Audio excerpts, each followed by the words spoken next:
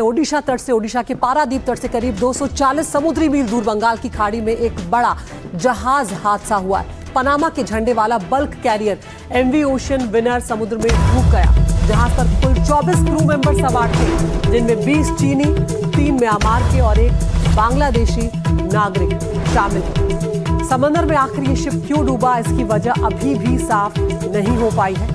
लेकिन हादसे के बाद बड़े पैमाने पर अब रेस्क्यू ऑपरेशन यहां पर चलाया जा रहा है। तस्वीरें भी आपको दिखा रहे हैं। अब गहरे समंदर में मिशन जिंदगी जो है वो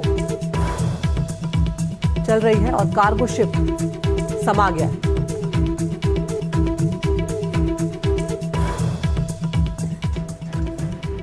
तो किस तरह से लहरों में समा गया ये कार्गो शिप, बंगाल की खाड़ी में ये हादसा हुआ है। ओशन विनर जो डूबा है, ओडिशा के तट से 240 नॉटिकल मील दूर ये हादसा हुआ है। हादसे वाले जहाज की अगर बात करें यहाँ पर हम, तो 24 क्रू मेंबर इसमें सवार थे। इसके अलावा भारतीय कोस्ट गार्ड का ऑपरेशन अब यहाँ पर शुरू हो चुका है, ताकि सबसे बड़ी प्राथमिकता यहाँ पर ये कि लोगों को बचाया जाए। भारतीय नेवी भी इसमें रेस्क्यू ऑपरेशन में अब जुट गई है।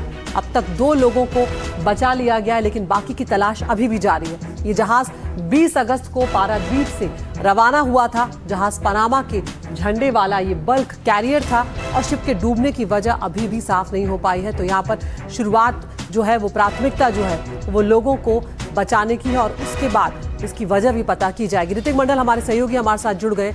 ऋतिक, क्या जानकारी अब तक आपको हासिल हो पाई है, क्योंकि अपने आप में इस तरह के हादसे बहुत कम देखने को मिलते हैं कि पूरा का पूरा जहाज ही डूब जाए।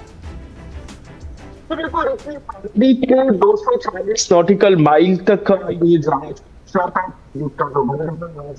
से वो रवाना हुआ था। हादसा हुआ, जैसे आपने जिक्र किया कि ये जो जहाज है जिसपे पनामा का फ्लैग लगा हुआ है और जो बताया जा रहा है कि वो उड़ीसा से होकर वो सिंगापुर की तरफ रवाना हुआ था। उसके जो उस जहाज में दरअसल ये कार्गो शिप है, तो और लेकर वो रवाना हुआ था। इसमें 24 जो है उस कार्गो शिप पे लोग थे, जो बताया जा रहा है। इस दुर्घटना के फौरन बाद जो है नौसेना और उसके अलावा कोस्ट गार्ड के द्वारा जो है वहां पर रेस्क्यू ऑपरेशन जारी कर दिया गया है। और लेकिन सबसे बड़ी बात है, जो तस्वीरें उभर कर आ रही है, इस बात पर पुष्टि नहीं की गई है कितने लोगों की जान अभी तक बचाई जा सकती है। दरअसल मैं आपको बताऊं कि बे ऑफ बंगाल में इस तरीके की ये हादसा, अगर होली के समय की अगर बात करें, चाहे उड़ीसा कोस्ट हो या फिर बंगाल के इलाका हो, यहाँ पर इस तरीके की हादसा आए दिन कभी देखी नहीं गई थी। मैं आपको जिक्र करना चाहूंगा कि कुछ दिन पहले बंगाल में जो है वहां पर एक जहाज ऐसे जो विदेश से आया हुआ था वो टक्कर हुआ था उसका, लेकिन इस तरीके की बड़े जो हादसे वो देखा नहीं गया है। अभी भी जो है राहत और बचाव का कार्य जारी है। इनमें ज्यादातर जिस तरीके से ये कार्गो शिप था, तो जितने लोग हैं उनको बचाने की कोशिश और मदद की जा रही है।